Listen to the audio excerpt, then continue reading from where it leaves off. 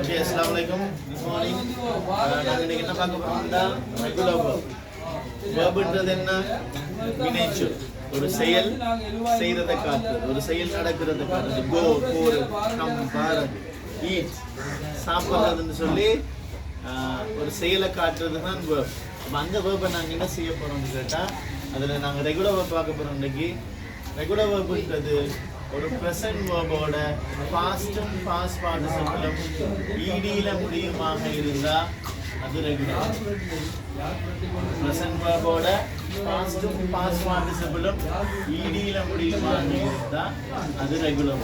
அப்ப நாங்க ஒரு ரெகுலர் வெர்பை பாடமாக்கினாலே எங்களுக்கு 3 ரெகுலர் வெர்ப் தெரிஞ்சிடும். அப்ப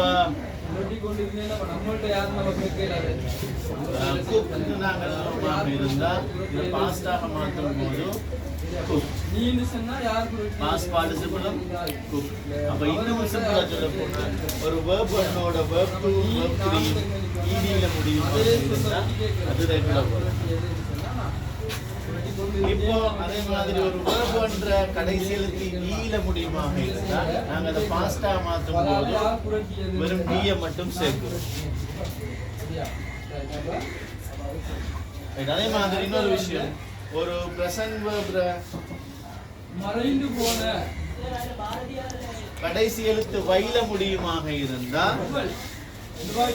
அத பாஸ்டா மாற்றும் போது என்ன செய்ய போறோம்னு கேட்டா வைக்கு முன்னுக்கு அந்த கன்சோனன் அதாவது மையெழுத்து வருமாக இருந்தா வையை இல்லாமக்கிட்டு ஐ போட்டுட்டு ஈடி சேர்க்கணும். அப்ப இந்த வை வந்து என்ன செய்யுது, வைக்கு முன்னுக்கு கன்சோனன் மெய்யெழுத்து வரும்போது வையை நாங்க இல்லாமக்கிட்டு ஐ ஈடி சேர்க்க போறோம்.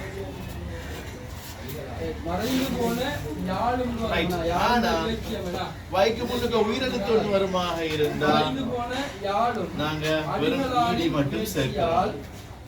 உயிர் பெற்று ஒளிவுடன் திகழ்கின்றது. அப்ப யாழும் என்ற அந்த இலக்கியம் சரியா